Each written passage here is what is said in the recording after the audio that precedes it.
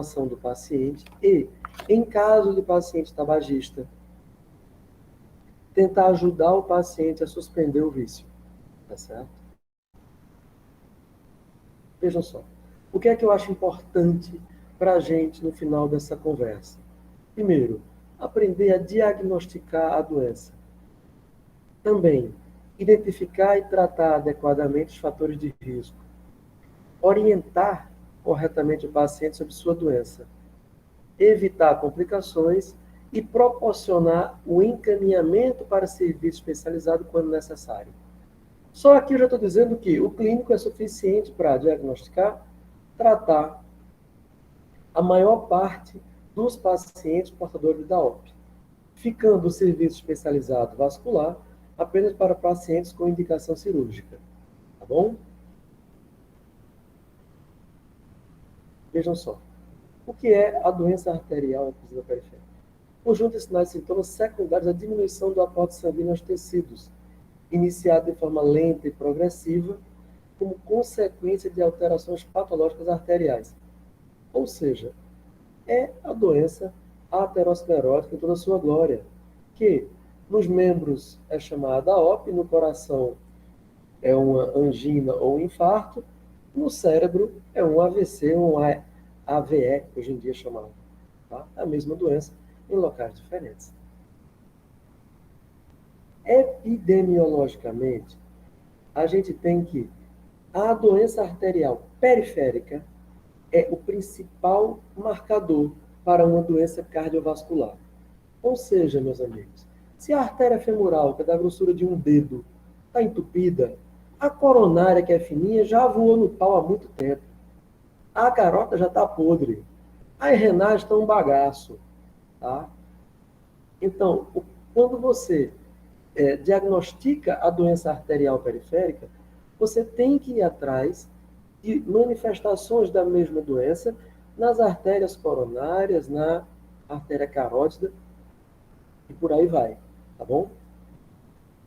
10% da população mundial tem manifestações clínicas da OP, 20% acima de 70 são acometidos pela doença. Uma coisa gravíssima, a simples detecção da DAOP já reduz em 10 anos a expectativa de vida. Ou seja, aquele seu paciente do consultório diz, ei, o senhor tem DAOP, aproveita e diga para ele, o senhor acabou de perder 10 anos de expectativa de vida. Tá? É uma doença que tem uma mortalidade elevadíssima. Apenas o diagnóstico da OP vai dar uma mortalidade de 6% ao ano. 30% em 5 anos, 50% em 10 anos. Vejam que doença grave. É uma doença que só diagnosticar ela, não interessa se ela está grave ou não está no início, está no meio. Apenas o diagnóstico da doença já dá uma mortalidade de 6% ao ano e 30% em 5 anos. Isso é muito grave. 50% dos pacientes estarão mortos 10 anos após o diagnóstico. É muito grave, cara. Tá? Lembrando que a DAOP mais grave, que é a chamada isquemia crítica, tem uma mortalidade de 25% ao ano.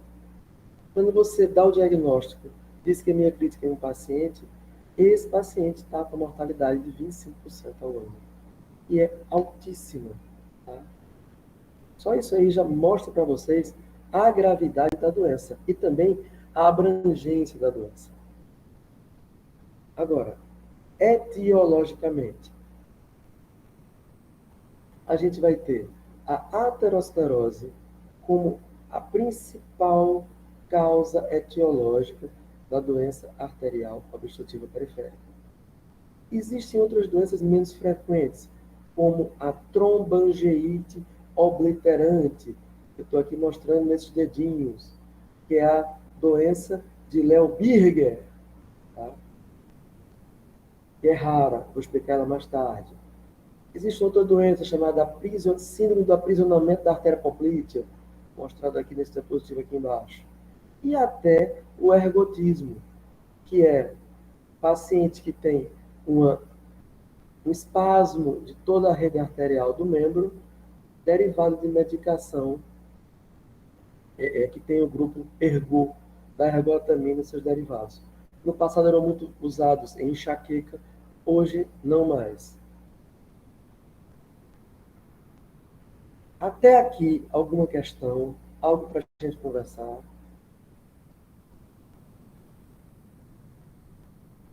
Tudo tranquilo. Hã? Tudo tranquilo. Tudo tranquilo. Beleza, então. Vamos lá. A arteriosclerose vai ter três variantes morfológicas. A aterosclerose, que é a mais comum, que é a presença de ateroma nas artérias de médio e grande calibre. A arterioloesclerose, que é uma proliferação fibromuscular, tá certo? Que vai atingir, normalmente, arteríolas, tá? A arteriolesclerose. E a esclerose calcificante da média, ou mediocalcinose, ou doença de Monckeberg, que é uma fibrose e uma calcificação da média da artéria muscular, tá? Também pode atingir grandes artérias. Ou seja, é o paciente cuja artéria é completamente calcificada, não necessariamente obstruída, mas ela tem a sua calcificação. Isso, inclusive, em raio-x, a gente vê com certa frequência as artérias calcificadas, tá?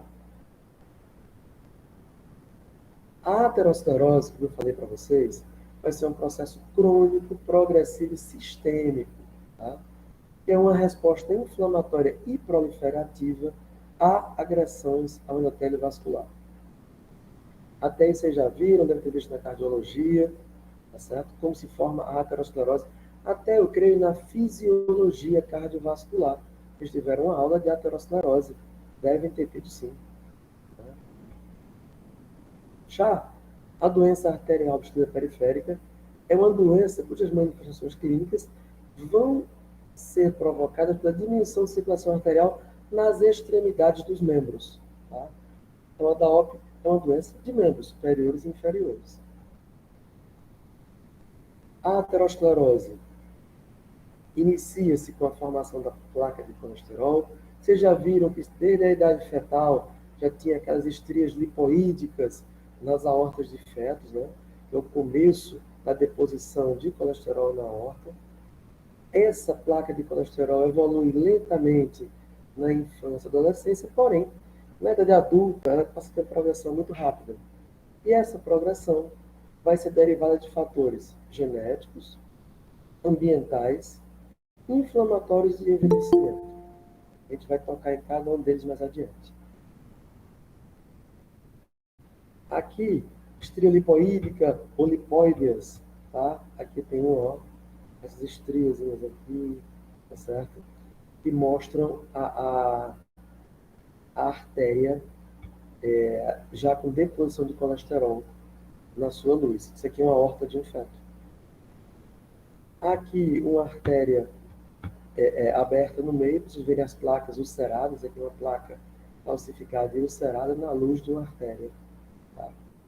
A artéria fica completamente torcida e endurecida, cheia de placas. Vocês já viram essa formação de placa de colesterol na fisiologia? Ela aumenta progressivamente, ela inflama e, posteriormente, ela calcifica como resposta à inflamação. Ah, doutor, por que calcifica? Porque a gente é uma ostra. A gente é igual às ostras. A gente acaba calcificando o que está inflamado no corpo da gente para tentar isolar isso do corpo. Tá? Então, a reação inflamatória crônica leva a uma calcificação. A gente vê muito em paciente que tem trombose venosa superficial, calcificação na pele, onde eram trombos, calcifica, paciente com ossos dérmicos. Vejo muito isso, com frequência, cirurgia de varizes, a gente tira esses ossos da pele dos pacientes. Tá? Calcifica muito quando tem inflamação. Agora, a nossa arteriosclerose, que não é muito da gente, quem vê mais isso vai ser a cardio, tá? Vai ser um dos fatores causadores de hipertensão, onde você vai ter uma proliferação muscular muito grande nas arteríolas, aumentando o tônus arteriolar, e com isso é hipertensão, tá? Vai ser mais frequente no rim e causa, inclusive, insuficiência renal. Aqui, uma revisãozinha rápida da deposição de células inflamatórias na parede vascular, como essas células vão, a partir de vesículas, né, e de vacúolos citoplasmáticos autofágicos da inflamação crônica. Esses vacúolos vão formar os cristais de hidroxapatita, tá? E esses cristais, quando se rompem, vão liberar seu cálcio seu conteúdo meio extracelular, sobretudo com cálcio, são cristais de hidroxapatita, que é um cristal de cálcio, certo? Aqui mostrando uma artéria completamente calcificada, isso branco na artéria é cálcio. Essa artéria é incompressível. Você aperta essa artéria, ela não fecha. Mesmo que ela não tenha uma placa no meio, seja livre, é uma artéria que não colaba. Você não consegue sentir o pulso nessa artéria. Você nunca sente o pulso nela, você não consegue colabar essa artéria fazendo compressão. Ela botar 200 milímetros de mercúrio e você não fecha essa artéria. Tá? Agora, alguma dúvida até aí, meus queridos? Por enquanto, não, doutor. Por enquanto, não. Estamos no bom caminho. Tá? A gente já falou para vocês que a limitação ao fluxo sanguíneo é que vai levar à isquemia, até aqui o certo. Existe uma luzinha muito interessante que diz que o fluxo é proporcional ao raio à quarta e inversamente proporcional à resistência vascular periférica. Então, em uma estenose de 50%, você vai ter uma resistência ao fluxo de 16 vezes. Né? 2 à quarta vai ser 16. Então, o que a gente diz a vocês é que a partir de 50%, de 60% sobretudo, é que a gente vai ter uma diminuição significativa do fluxo sanguíneo endereçado ao membro. Aqui a gente tem uma imagem linda, uma arteriografia de uma lesão suboclusiva. Aí tem só uma linhazinha aqui levando sangue. Está quase toda fechada. Uma placa bem bonita na artéria femoral, antiga femoral superficial. Como eu falei para vocês, quando você tem, imagine uma artéria com fluxo normal. Você tem uma placa de 20%, o fluxo não vai mudar, simplesmente a velocidade aumenta. Você tem uma placa de 50%, mesmo que a velocidade aumente muito, você começa a ter uma perda de fluxo. E a partir dos 60%, uma perda muito significativa de fluxo. Tá? Aqui mostrando para vocês, em cálculos, para os que gostarem, como o diâmetro da artéria, o diâmetro da placa vai diminuir o fluxo, já expliquei antes, só para quem gostava dar uma lidinha nisso com mais calma, tá bom? Mas vamos passar para o que interessa para a gente mais como médicos, que é o estudo dos fatores de risco. Tá? Doutor, agora tivemos uma dúvida.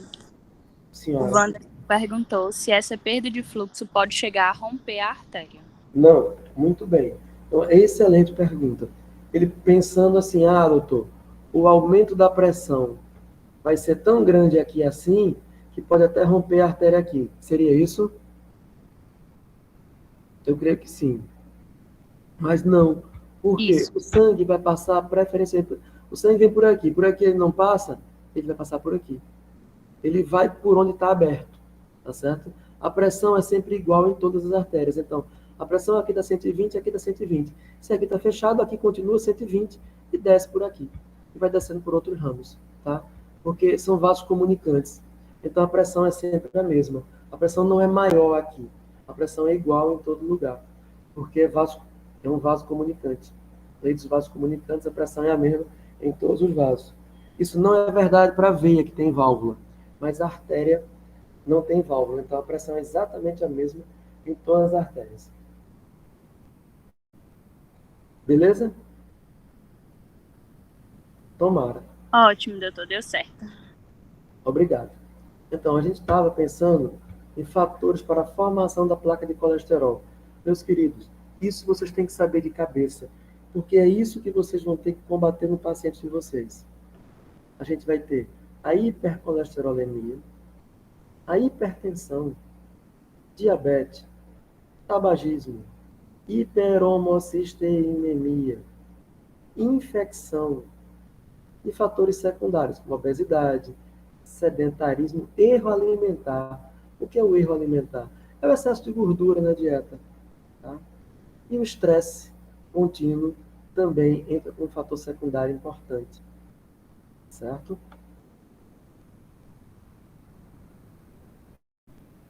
Agora, como é que o tabagismo vai machucar a artéria? Primeiro, a nicotina e seus amiguinhos vão ter uma ação inflamatória direta sobre o endotélio vascular. E a gente sabe que a inflamação aumenta a chegada de leucócito, aumenta a deposição de colesterol na endoartéria. Outra coisa é que o tabagismo também aumenta a pressão arterial. E com isso, a força chamada de cisalhamento. A força de cisalhamento é como se fosse o atrito que as hemácias batem, o sangue bate na parede do endotélio e quer rasgar o endotélio. Quanto maior a pressão, maior essa força de cisalhamento, maior essa força que traumatiza. Essa pressão alta fica machucando o endotélio por dentro. Tá? E com isso, você vai ter um aumento de formação de placa. A outra coisa é um aumento da adesão plaquetária. O nicotina e seus congêneres deixam as plaquetas mais atuantes, elas grudam mais no endotélio e com isso obstruem mais a circulação. Tá? E a diminuição do HDL, que o tabagismo diminui diretamente o HDL, que evitaria parte da deposição do colesterol. Certo, senhores? Tomara. Falando especificamente sobre o tabagismo. Risco 3 vezes maior de isquemia para quem fuma. Quem fuma tem uma progressão mais rápida da isquemia, tem uma associação com doença cerebrovascular. 9 entre 10 doentes fumaram ao menos durante 10 anos. Tá? Risco de claudicação 9 vezes maior em pacientes de mais de 45 anos que fumam 15 cigarros ao dia. Tá? 90% dos pacientes da OP são fumantes ativos. E evolução favorável para quem abandona o vício. Não nem dizer, né? Não nem dizer, mas aqui a gente está provando como faz mal o fumo para a sua circulação. Vamos lá. Aqui a gente vai ter fatores de risco com lesões alvo-ateroscleróticas. Isso é bem interessante. A idade, quanto mais idoso for o paciente, mais distal é a lesão. Tá certo? Gênero masculino não tem grande alteração. Tá? Agora, diabético, é a mesma coisa da idade. Os diabéticos têm lesões mais distais. Os hipertensos têm lesão em todas as artérias. Os tabagistas e os hipercolesterolêmicos têm lesões mais proximais. Certo, meus amigos? Essas lesões mais proximais são mais lesões de deposição do colesterol. E essas lesões mais distais são mais lesões de inflamação crônica da artéria. Tá? É interessante essa distribuição das áreas em relação à doença. Agora, que já falei, vamos para frente. Quadro clínico. Vejam só, o quadro clínico é caracterizado pelo sintoma mais patognomônico da medicina. Tá? A claudicação arterial é o sintoma mais patognomônico da medicina. Como é a claudicação arterial? É o paciente que inicia a marcha após um determinado perímetro de marcha, uma determinada distância de marcha. Esse paciente sente uma dor intensa, habitualmente na panturrilha, ele para de andar, aguarda alguns minutos, a dor passa, ele volta a andar e anda exatamente a mesma distância. A dor volta, ele para de andar, descansa alguns minutos, volta a andar. E assim vai repetidamente. É diferente da claudicação de veia, claudicação venosa, ou da claudicação de coluna. A claudicação arterial é aquela que anda, dói, descansa, passa. Essa é a claudicação típica de doença arterial. Tá? Esse paciente pode ter também dor em repouso, dor num local específico, tá? Uma diminuição da temperatura do membro, que é chamada também de frialdade do membro, uma ausência ou diminuição de pulsos, presença de sopros ou frêmitos em trajetos arteriais. Alguma dúvida nesses sintomas, queridos?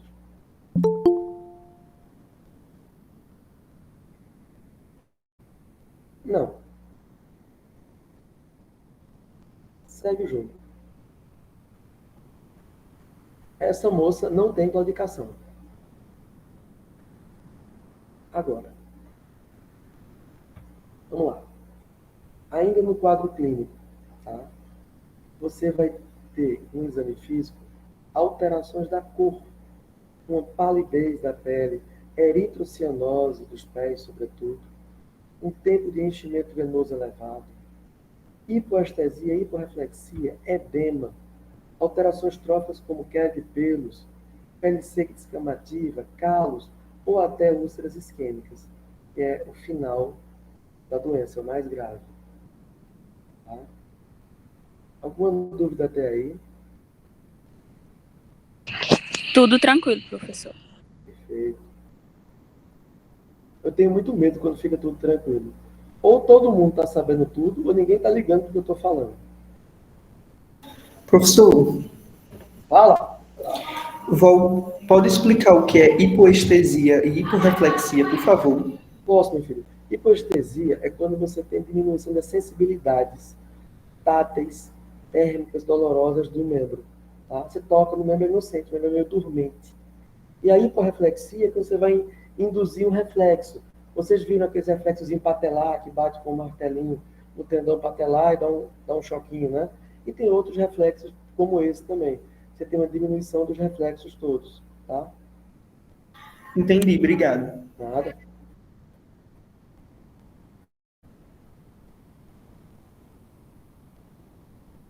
Agora, a gente está diante na minha opinião, e na de muitos colegas, o mais belo dos estadiamentos da medicina. É um estadiamento simplesmente clínico e que define a vida do paciente. É de uma perfeição inacreditável. Dr. Fontaine, que era o auxiliar do Dr. Lerich, né, na Universidade de Paris, lá no Hospital Pitié de Salpêtrière, onde morreu Lady Diana. E Dr. Fontaine criou essa classificação de estadiamento, que é simples e que todos vocês devem saber de cabeça. Ela cai em residência, inclusive. O Fontaine 1 é do paciente assintomático, tá? O Fontaine 2 é o claudicante. Ele pode ser 2A, claudicação leve, 2B, claudicação moderada ou grave. O Fontaine 3 é o paciente que tem dor de repouso. E o Fontaine 4 é o que tem a lesão trófica. Então, é basicamente isso aí. Com essa classificação de Fontaine, vocês podem organizar qual vai ser o tratamento do paciente. Tá? Só pela classificação. O Fontaine 1, paciente assintomático. Esse paciente vai ter algum tratamento? Sim, tratamento clínico. Ele descobriu que o paciente tem uma doença arterial, não tem pulso, etc. Mas como ele não está sentindo nada, tratamento clínico. Basicamente isso aí. O Fontaine 2, claudicação intermitente leve. Pode tratar clinicamente ou até um pequeno procedimento. 2B, claudicação moderada ou grave, você já vai para o paciente que vai ter que ser operado. Fontaine 3 e 4, cirurgia com certeza. Tá certo? Então, a classificação simples e tranquila. Alguma dúvida?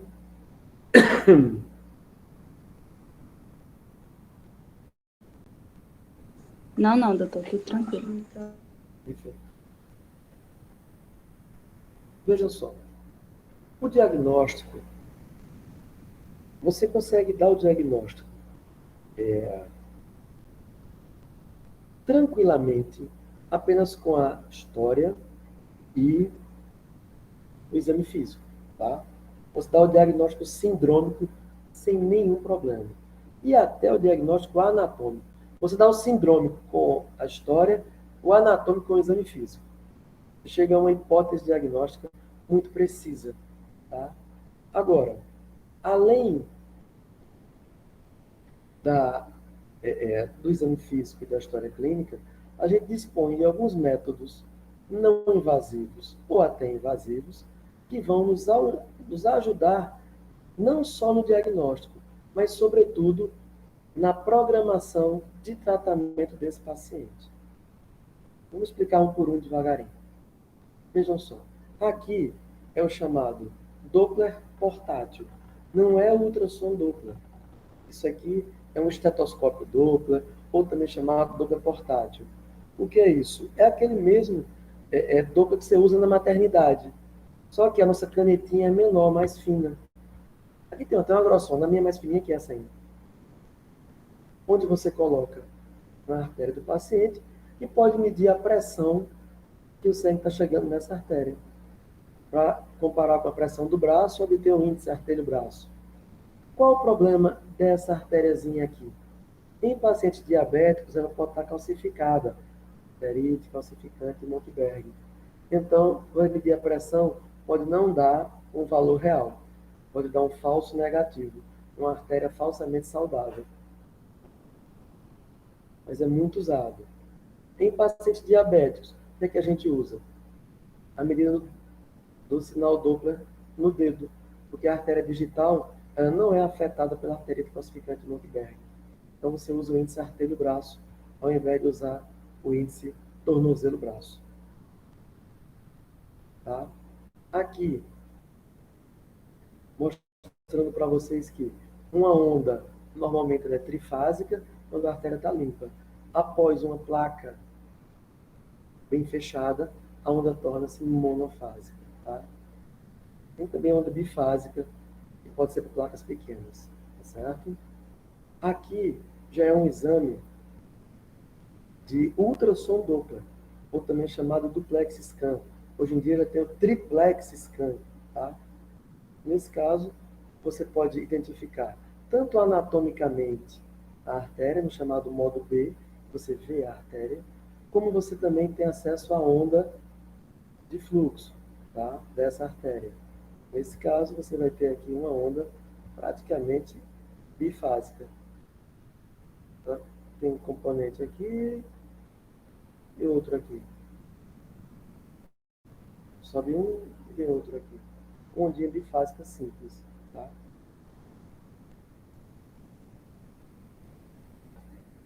Aqui a gente tem um exame lindo, uma poesia em matéria de imagem, que é a nossa arteriografia, também chamada de luminografia, porque a gente só vê a luz do vaso, não vê a parede do vaso, tem só a luz, né? E na arteriografia, a gente consegue ter imagens com a qualidade dessa. Você está vendo aqui a arteríola passando duas hemácias. Tá? Então, com isso aqui, você consegue programar qualquer procedimento cirúrgico para o seu paciente com segurança. Tá? O Doppler, o ultrassom Doppler, ele é um exame de triagem, que diz, confirma ou não que tem a doença arterial. E esse aqui não, esse aqui já é um exame para programar o tratamento. Vai fazer uma angioplastia, vai fazer uma ponte, faz primeiro isso aqui. Bom, aqui é um outro exame, que é a angiorressonância nuclear magnética, tá? Mostrando as artérias da perna com razoável qualidade. Ah, doutor, estou vendo que aqui tem uma plaquinha, né? Tem outra plaquinha aqui assim.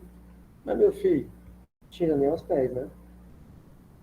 Convenhamos que a arteriografia ainda é o padrão ouro para a programação cirúrgica dos pacientes.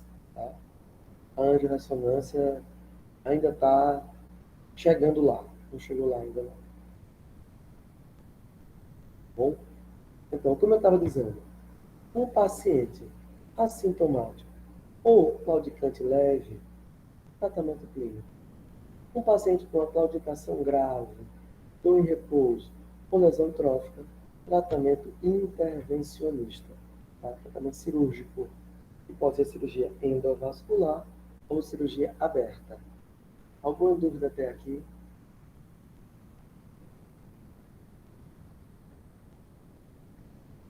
Segue o jogo.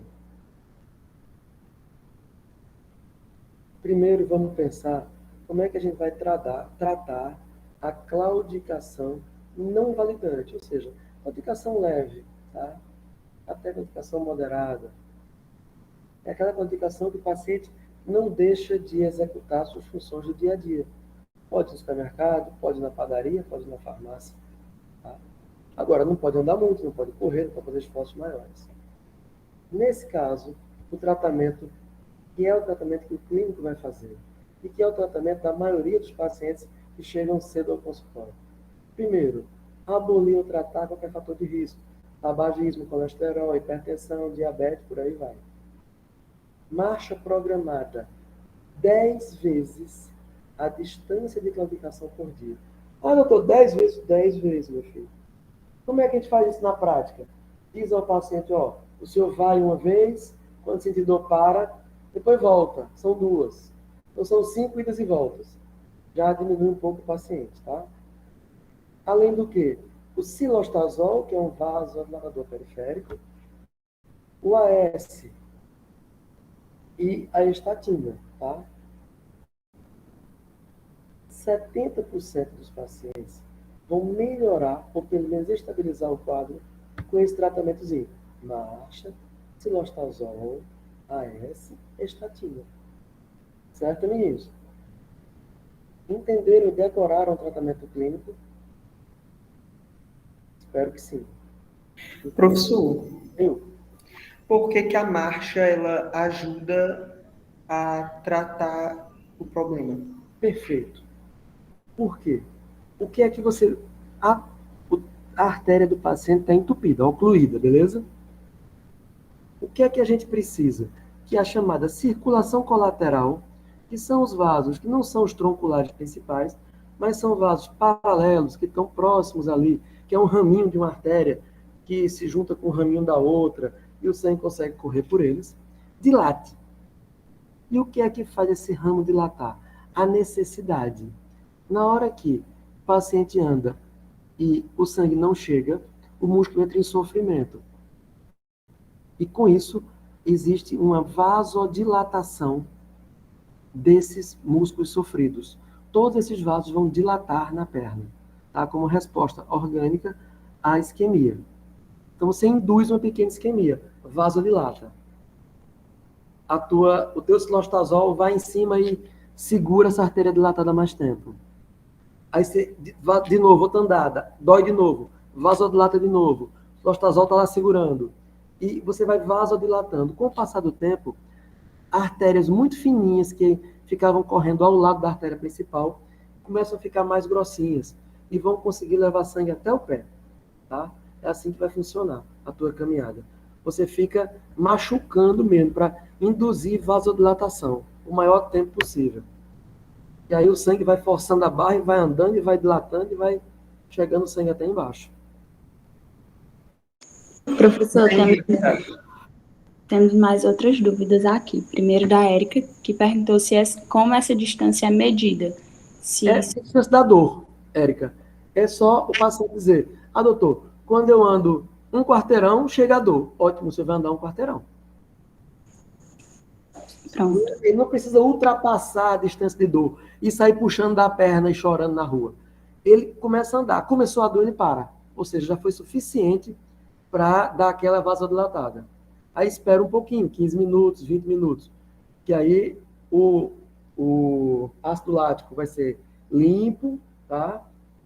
A artéria vai começar a murchar um pouquinho de novo, aí dá outra andada. E aí, outro estímulo para a vasodilatação. Então, é a dor que é o nosso medidor para isso. Começou a doer, para. Pronto, e tem outra dúvida que foi do Luiz, que ele disse, em um paciente com RAS concomitante, nós tratamos com o mesmo fluxograma de pacientes de risco habitual ou mudamos a sequência de medicações? Perdoe, não ouvi. Um paciente o quê? Com RAS concomitante. Hipertensão? Isso. Trata com controla a hipertensão. Controla a hipertensão e trata do mesmo jeito. Do mesmo jeito de risco habitual ou muda a sequência? Do mesmo jeito de risco. Pronto. É o fator de risco que tem que ser tratado. Você controla a pressão e trata normalmente a da OP. Normalmente. Controla a pressão.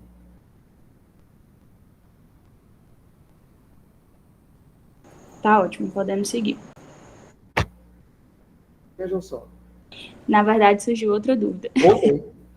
Na claudicação leve, antes de iniciar essas medicações, posso esperar uma melhora do paciente só com o combate dos fatores de risco e com a marcha, ou já iniciar as medicações?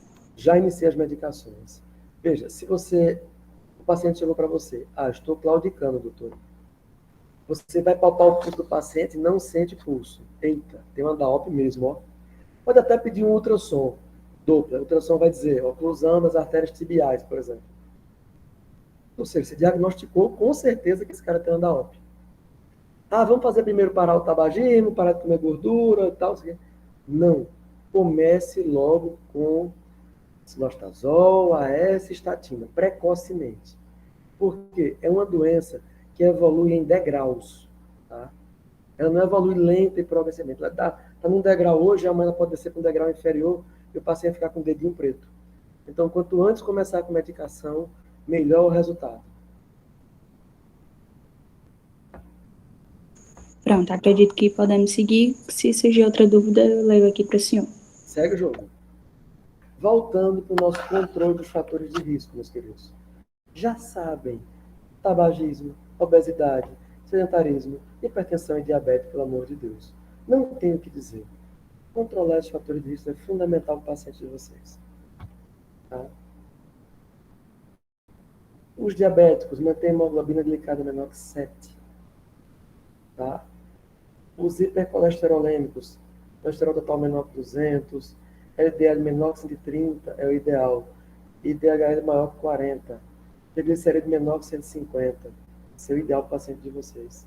Doutor, no caso, essa hemoglobina glicada sendo em paciente idoso, a gente mantém 7 ou considera 8 como?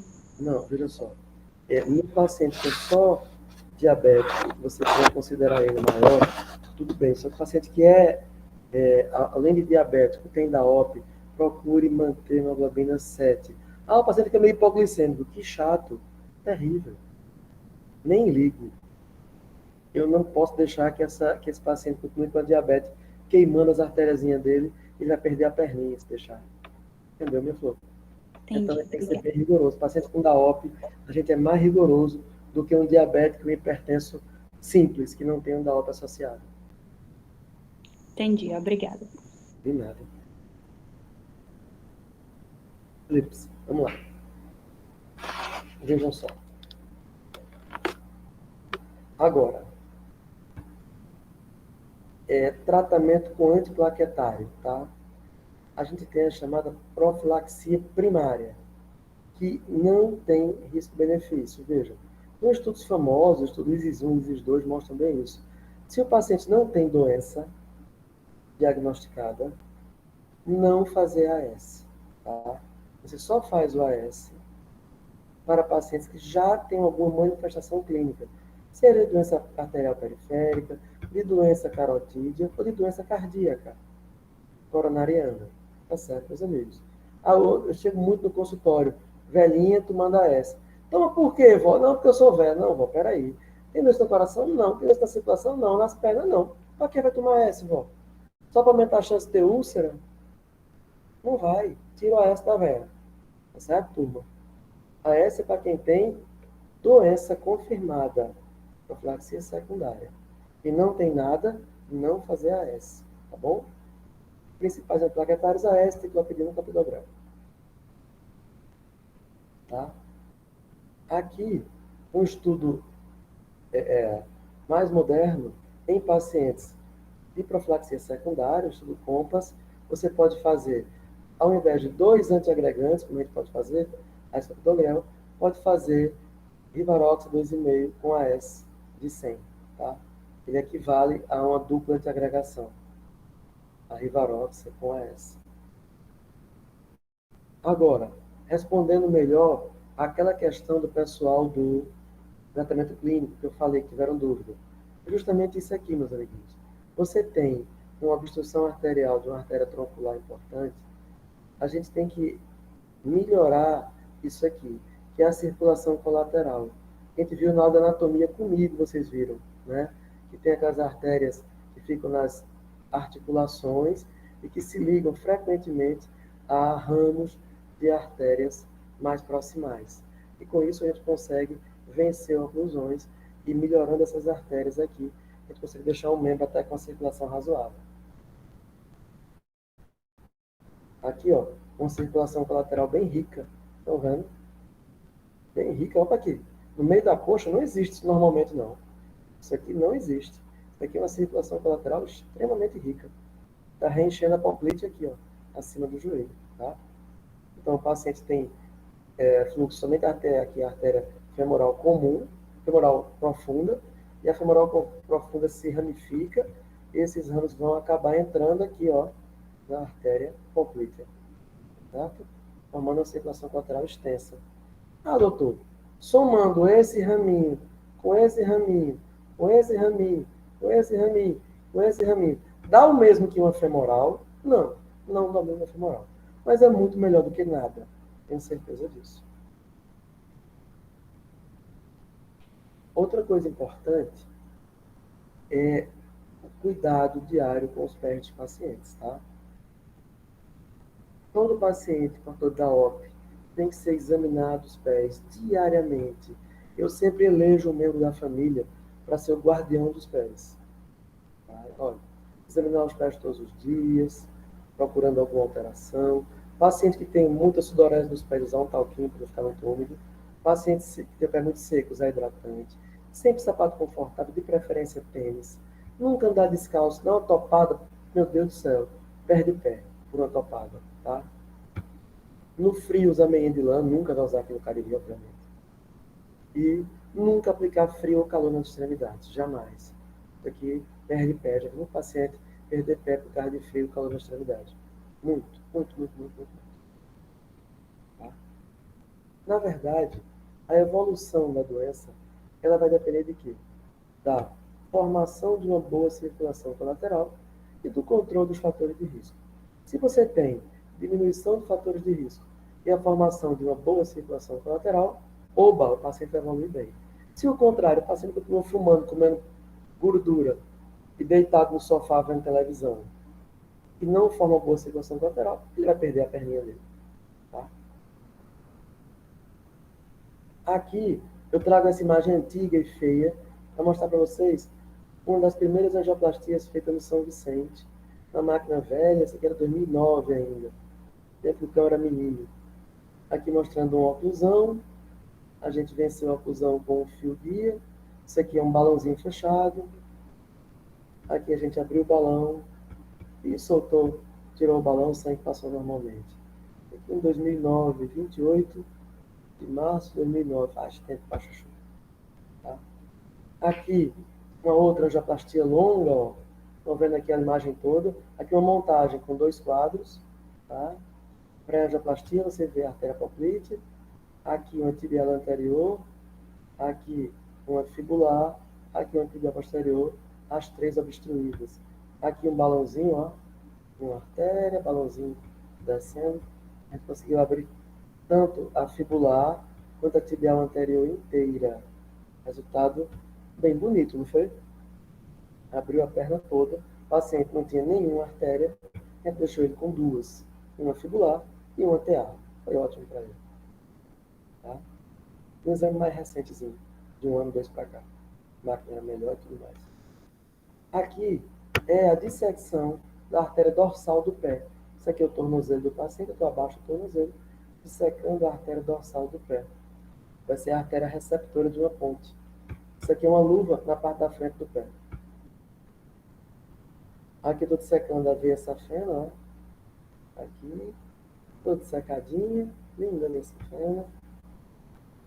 Aqui dissecando a artéria poplítea, que vai ser a artéria doadora, tá? Então a ponte vai sair da artéria poplítea para a artéria dorsal do pé, e quem vai levar esse sangue vai ser a veia safena devalvulada.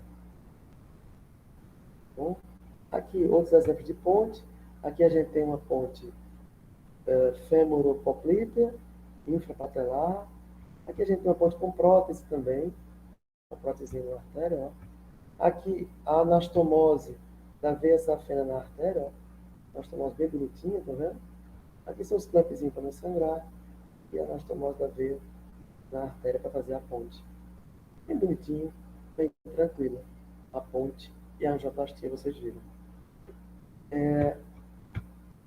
No passado, havia uma cirurgia de simpatectomia, que eu ainda alcancei na minha residência, mas foi provado que é uma cirurgia completamente inútil. Existem cirurgias neurológicas, como neurotipsia, para dores neuropáticas, caso você revascularize o paciente com dor, né, para fazer neurotipsia, e as amputações, quando o paciente não tem a possibilidade de revascularizar mais e o membro é inviável. Tá? Lembrando que, quanto mais distal, melhor a amputação. Tá? Menos gasto energético o paciente vai ter para andar. Vai adaptar mais fácil a prótese e vai rapidamente voltar ao convívio social. Tá bom? Aqui, a doença de Léo-Birger, ou tromboangiite obliterante periférica. Essa doença é um trombo que adere e inflama na parede do vaso, tá? É uma doença extremamente dolorosa, é caracterizada por pacientes jovens e fumantes, tá? E dói demais, demais, demais, demais, demais. Devido ao fato dela comprometer a circulação arterial e nervo, entra em isquemia, e são dores horríveis. Só que o paciente não para de fumar, mesmo você dizendo que a doença é causada pelo fumo. Ele vai perdendo pedacinho por pedacinho, até ficar sem as mãos. É dificílimo esses pacientes pararem de fumar. Tá? São pacientes, inclusive, que a gente tem que ter muito cuidado quando for tratar. Evitar usar drogas derivadas da morfina para esses pacientes.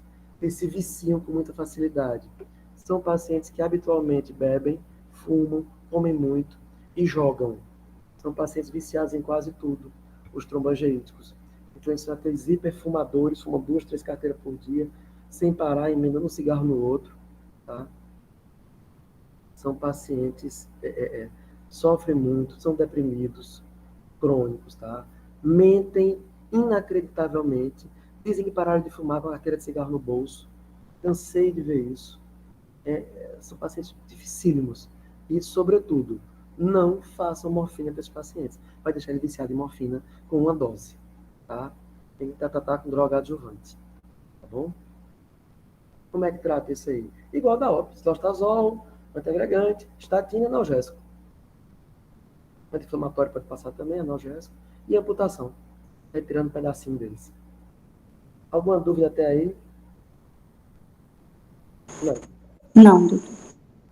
Aqui é uma arteriografia linda de um paciente com doença de Léo-Birger, trombogite obliterante.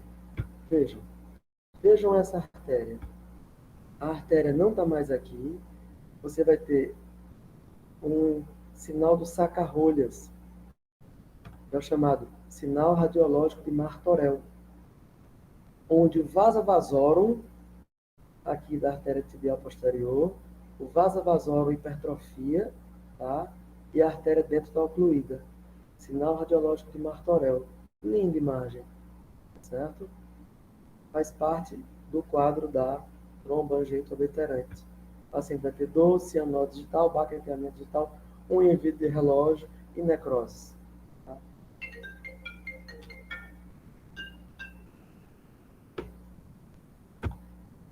Aqui, se você for fazer imagem térmica da mão desses pacientes, ela vai estar gelada aqui na frente. Tá? Uma diminuição muito significativa da temperatura, tá certo? Pode dar nas mãos e nos pés desses pacientes, são muito sofridos. Muito. Tratamento: parar de fumar, direto e indiretamente, analgesia, corticoide, outro inflamatório, vasodilatador periférico, cilostazol, prostagil, AS, mesma coisa do outro. Põe. E aqui, eu espero que seja a principal lição dessa aula para vocês, que é: salvem os pacientes fumantes. Tá? Tentem ajudar como vocês puderem. Agora eu vou fechar isso aqui. Vou voltar para